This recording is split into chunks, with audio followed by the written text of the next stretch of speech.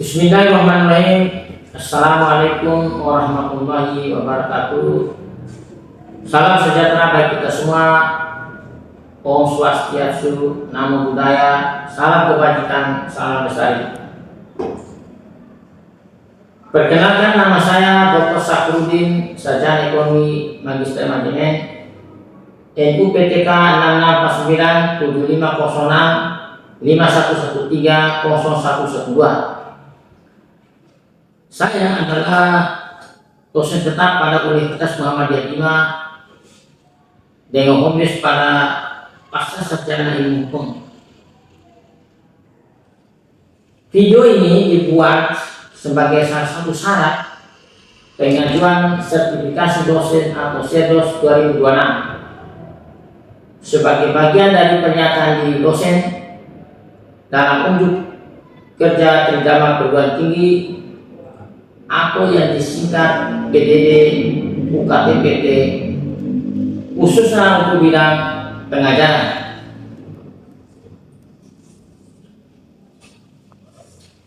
Pada kesempatan ini saya membuat atau mengampu mata kuliah yang sesuai dengan kepakaran saya adalah manajemen operasional bisnis, yang merupakan mata kuliah wajib bagi mahasiswa semester 3 di Prodi Kelulusan dengan bobot 2 SKS. Capaian pembelajaran lulusan pada program studi kewirausahaan UM 5 ditetapkan dengan mengacu pada jenjang kualifikasi KKMI dan SNDT. Capaian pembelajaran terdiri dari unsur sikap, keterampilan umum, keterampilan khusus, penguasaan pengetahuan. Unsur sikap dan keterampilan mengacu pada SNDT sebagai standar minimal dari tambah yang ciri program studi kelulusan UM 5, yaitu lulusan yang dalam setiap aktivitasnya selalu berlandaskan nilai-nilai Islam. Unsur keterampilan khusus dan penguasaan pengetahuan mengacu pada deskripsi KKMI ditambah yang pencirian keunggulan program studi kelulusan UM 5. Adapun CPL, program studi yang dibebankan pada mata kuliah ini adalah S1 peta kepada Tuhan Yang Maha Esa dan mampu menunjukkan akhlak kemuhammadiyahan. S2 menjunjung tinggi nilai kemanusiaan dalam menjalankan tugas berdasarkan agama, moral dan etika. S3 berkontribusi dalam meningkatkan mutu kehidupan bermasyarakat, berbangsa, bernegara, dan kemajuan peradaban berdasarkan Pancasila. Selanjutnya, S6 bekerjasama dan memiliki kepekaan sosial serta kepedulian terhadap masyarakat dan lingkungan. S9 menunjukkan sikap bertanggung jawab atas pekerjaan di bidang keahliannya secara mandiri. S10 menginternalisasi semangat kemandirian perjuangan dalam kewirausahaan. P3 mampu menunjukkan sikap dan pola pikir inovatif dan kreatif sesuai dengan semangat kemandirian kewirausahaan dalam berbagai dimensi bisnis. P6 mampu menguraikan risiko untuk kegagalan bisnis dan pengembangan bisnis yang berkelanjutan, serta resiko dan bisnis. Selanjutnya, U2 mampu menelaah perilaku para pelaku ekonomi dalam merencanakan sebuah pekerjaan spesifik di bidang perusahaan. U3 mampu menemukan cara-cara inovatif dan kreatif di bidang perusahaan pada berbagai dimensi bisnis.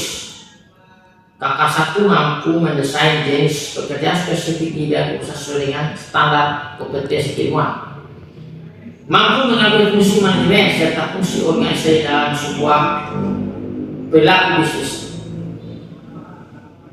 Berikutnya, capaian pembelajaran mata kuliah. CPMK1 mahasiswa mampu memahami konsep manajemen operasional bisnis. CPMK2 mahasiswa mampu mendesain perencanaan pengorganisasian dan evaluasi bisnis. CPNK 3, mahasiswa mampu melakukan adaptasi dengan perubahan tren pasar untuk keberlanjutan bisnis. CPNK 4, mahasiswa mampu mengaktualisasikan model manajemen operasi bisnis pada bisnis yang telah berjalan. Adapun sub CPNK yaitu ada yang pertama adalah mahasiswa mampu memahami konsep manajemen operasi bisnis dengan mengkombinasikan antara teori dan praktek lapangan secara baik dan tepat. 2, mahasiswa mampu mendesain perencanaan berbasis data untuk bisnis dan berkelanjutan. 3, mahasiswa mampu mendesain pengorganisasian bisnis yang berbasis pada analisis SWOT. 4, mahasiswa mampu mendesain metode evaluasi bisnis dengan metode pengukuran kinerja atau produktivitas yang baik dan tepat. 5, mahasiswa mampu melakukan adaptasi dengan perubahan tren pasar untuk keberhasilan bisnis berbasis data yang baik dan tepat. Yang terakhir, 6, mahasiswa mampu mengaktualisasikan model manajemen operasi bisnis pada bisnis yang telah berjalan dan memberikan saran perbaikan berbasis pada data yang baik dan tepat. Adapun definisi mata kuliah ini adalah bahwa mata kuliah ini bertujuan untuk memberikan pemahaman mendalam tentang pengelolaan operasional bisnis yang efektif dan efisien, atau desain untuk mengintegrasikan teori dan praktek dalam rangka membantu mahasiswa mengembangkan keterampilan dan pengetahuan yang dibutuhkan dalam mengelola operasi bisnis secara optimal. Dalam mata kuliah ini mahasiswa juga akan mempelajari konsep-konsep dasar manajemen operasional yang meliputi perencanaan pengorganisasian pengendalian dan peningkatan kualitas dalam konteks bisnis. Mahasiswa juga akan mempelajari strategi dan teknik operasi yang efektif untuk meningkatkan produktivitas, efisiensi, dan kepuasan pelanggan. Adapun materi yang akan saya bawakan dalam mata kuliah manajemen operasi adalah yang pertama manajemen operasi dan produktivitas, yang kedua strategi operasi di lingkungan global, yang ketiga desain barang dan jasa, yang keempat manajemen mutu dan inovasi, yang kelima peramalan dan perencanaan strategis, selanjutnya perencanaan agregat penjualan dan perencanaan produksi operasi.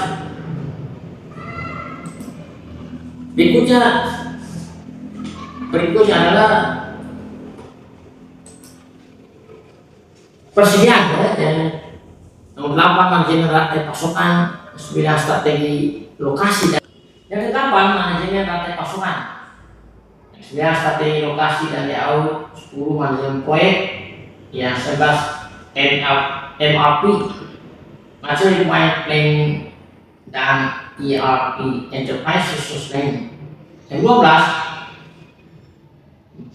GIT, Just in Time, TPS, Total Production System, dan Lean Operations. Selanjutnya analisis keputusan dan terakhir adalah analisis SWOT. Adapun strategi pembelajaran yang saya pakai adalah yang pertama itu ceramah interaktif, ada diskusi kelompok, ada studi kasus, ada problem based learning, dan presentasi. Metode penelitian yang dipakai adalah yang pertama kehadiran dan partisipasi 10%, tugas individu 15%, tugas kelompok 5%, presentasi 10%, kuis 10%, UTS 20%, UAS 20%, total 100%. Referensi utama yang dipakai adalah Heiser, Render, and Monson dalam bukunya Operation Management. Selanjutnya Operation Management karya Stephenson, ada Operation Management karya Sledge, ada juga Operation Supply Chain Management karya Jacobs dan Case. Ada buku dari Case, Aquilano, dan Jacobs, Operation Management for Competitive Advantage. Selanjutnya saya akan menyertakan video pembelajaran yang telah saya buat. Terima kasih. Assalamualaikum warahmatullahi wabarakatuh. Assalamualaikum warahmatullahi wabarakatuh. Waalaikumsalam warahmatullahi wabarakatuh.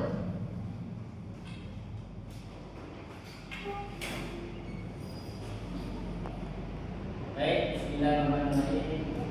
Assalamualaikum warahmatullahi wabarakatuh. Waalaikumsalam warahmatullahi wabarakatuh. Bagaimana kabar hari ini? Alhamdulillah. Ada yang sakit? Ya. Baik,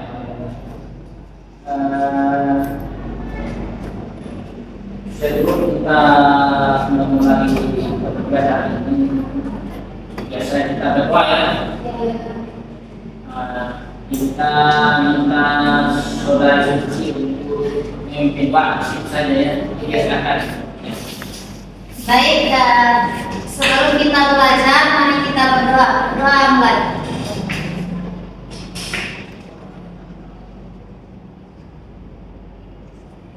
Doa selesai. Baik, kali ini kita akan belajar ya, tentang topik keempat ya. Topik keempat itu tentang siapa ini topik keempat? Ada ingat yang mau kita bahas hari ini? Coba. Ya, topik keempat itu adalah nilai mutu dan inovasi ya. Nah, pada pertemuan sebelumnya yang kita bahas adalah desain barang dan jasa ya. Itu desain barang dan jasa. Nah, sebelum kita lanjut ke materi yang sekarang kita review ya, ada yang masih ingat ya materi kita sebelumnya. Jadi coba ini kita apa namanya tadi ya. Mengapa desain produk itu penting? Coba ini. Baik, saya akan menjawab pertanyaan dari Bapak Nadi. Karena menarik pelanggan, meningkatkan nilai produk serta membangun citra merek dan menciptakan keunggulan bersaing. Yang lain contoh ya jawabannya demikian. Jadi desain produk itu memang penting. Jadi seperti kalau kita menjadi suatu produk ketika desainnya bagus maka itu akan menarik perhatian kita ya. Desainnya akan menjadi produk tersebut ya.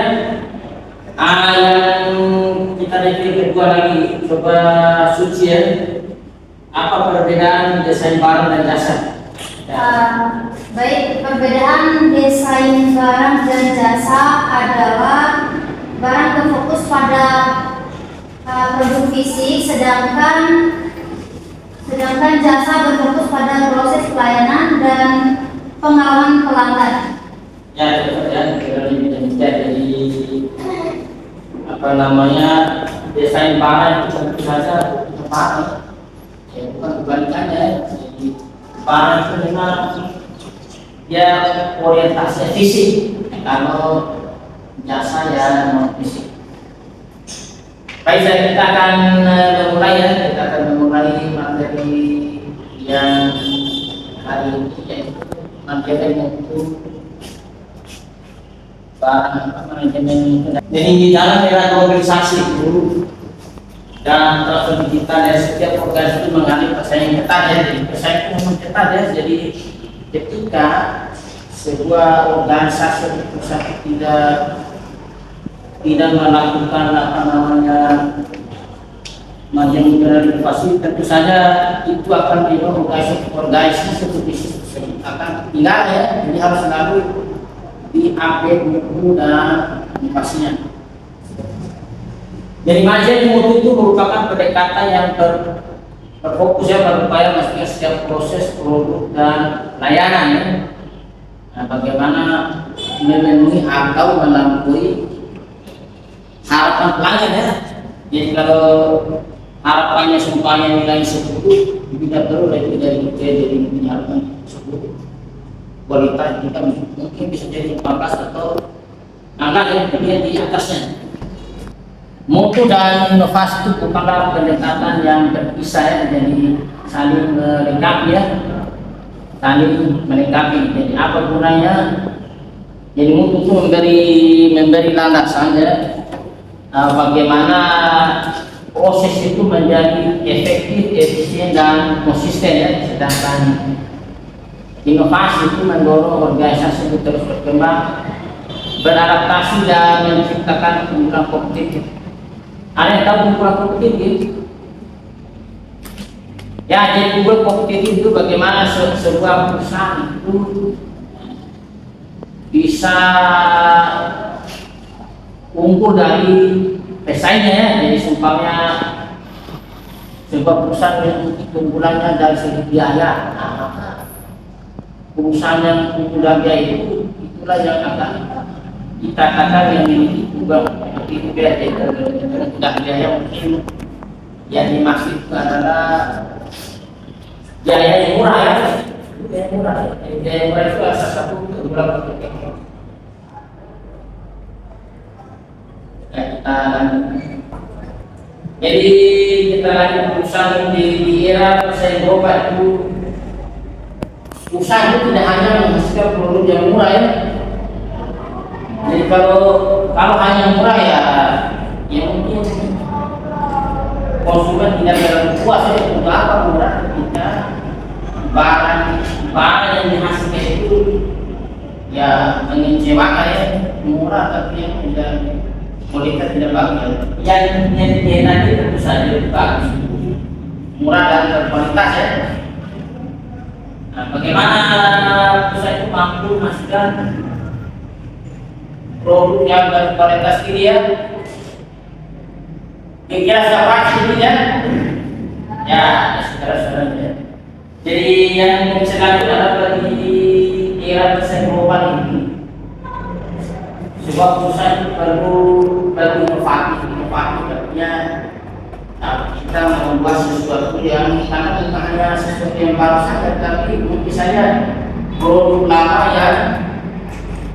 yang diubah sedemikian rupa sehingga menghasilkan produk yang jadi disukai oleh pelanggan. Mungkin saja warnanya yang berubah, selanjutnya bagaimana perusahaan di era tersebut itu memenuhi kebutuhan pelanggan. Yang sesungguhnya dari perusahaan itu bagaimana memenuhi kebutuhan pelanggan. Ketika kebutuhan pelanggan terpenuhi, maka itulah mengenai perusahaan. Jadi kebutuhan pelanggan terpenuhi, imbal balik tentu saja dari pelanggan itu ada kriteria itu hubungannya dengan perusahaan. Yang lainnya itu kira global ini dan juga itu upaya itu berkelanjutan ya. Berkelanjutan artinya bahwa proses perbaikan mutu dan inovasi itu berkelanjutan, tidak hanya pada satu titik waktu mungkin minggu hanya setahun ini, tapi harus berkelanjutan ya. Jadi usaha-usaha yang muncul di kancah global itu itu yang bisa berkelanjutan ya.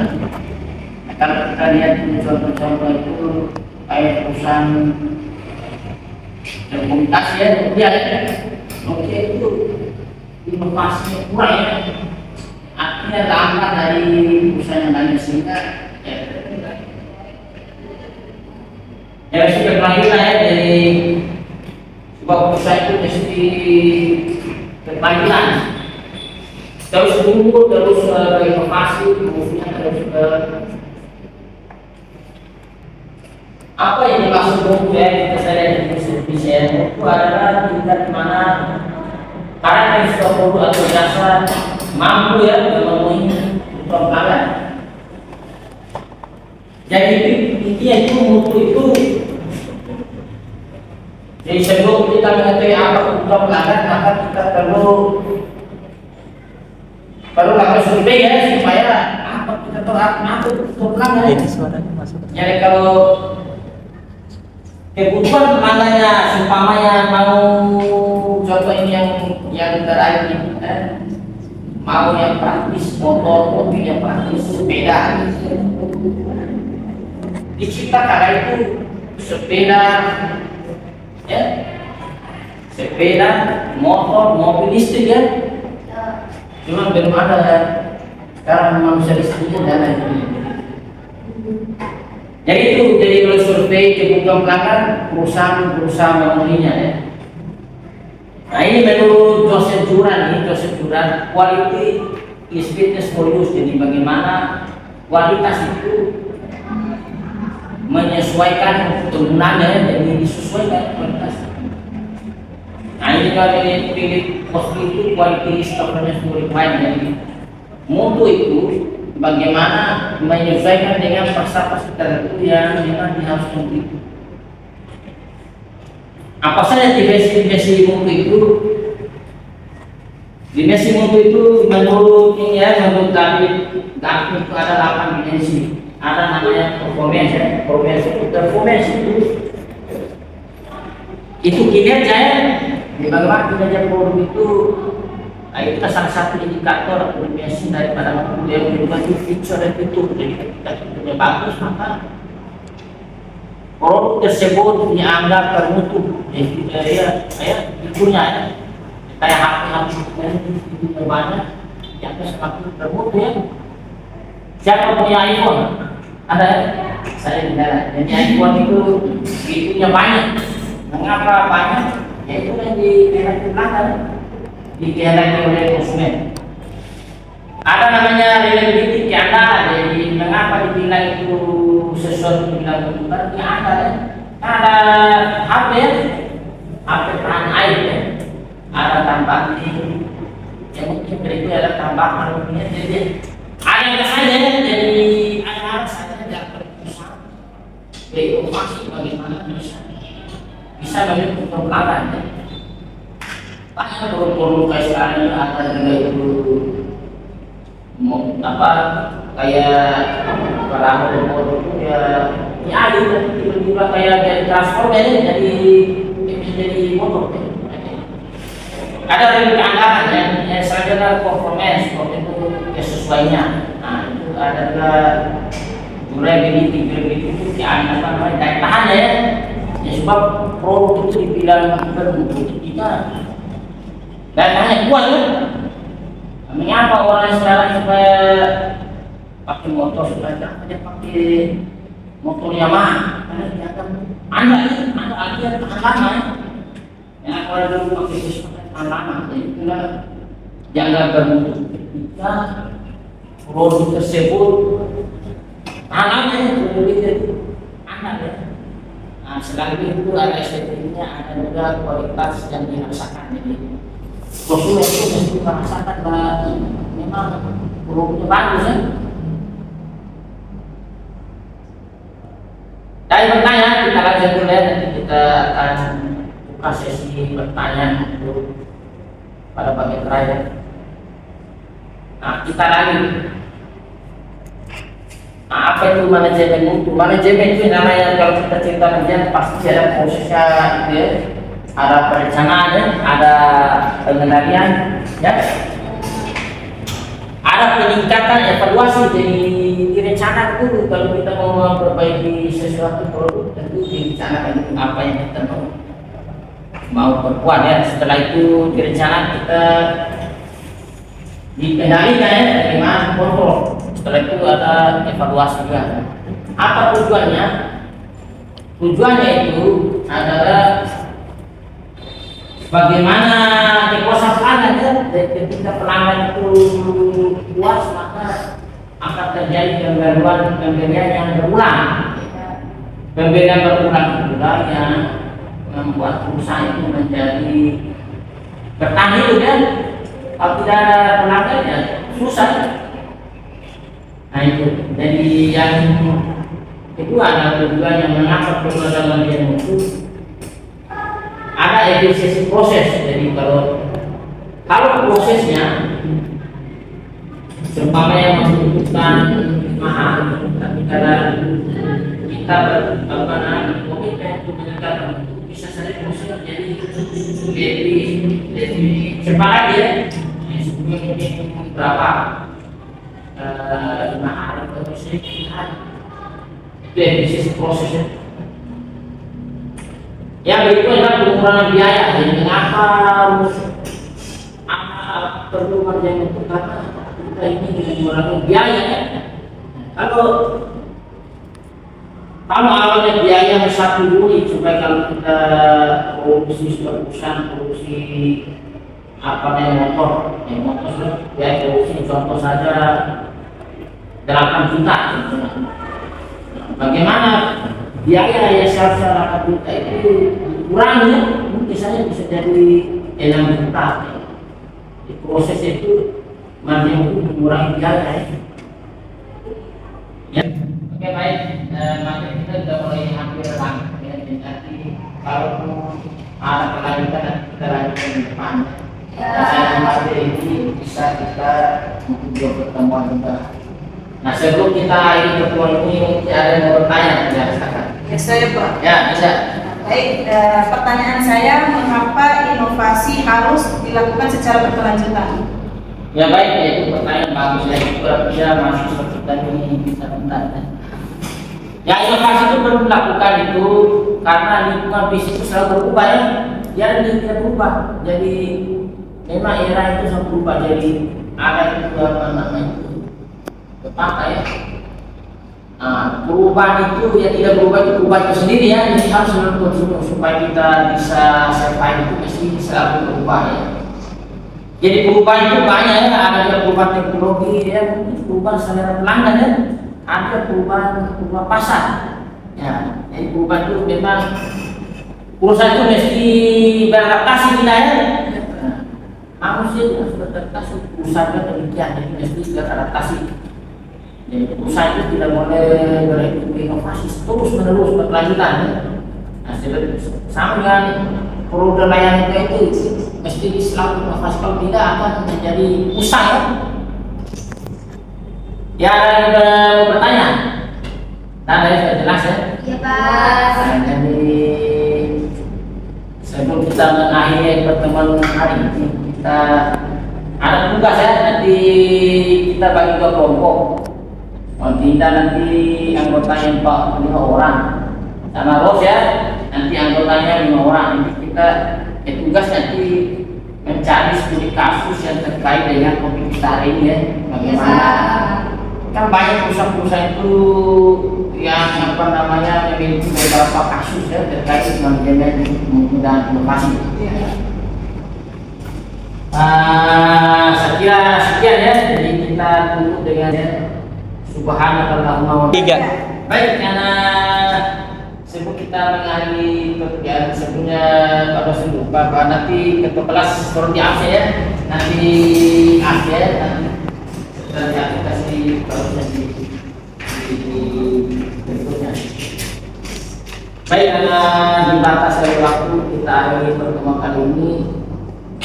Jadi diharapkan mahasiswa memperhatikan pertemuan berikutnya kita akan review lagi. Baik untuk mengakhiri pertemuan kita baca doa kafarat majelis ya. Iya. Ya bersama-sama ya. Iya. Ya subhanallah wa bihamdihi asyhadu an la ilaha illa anta astaghfiruka wa atubu ilaik. Assalamualaikum warahmatullahi wabarakatuh. Ya.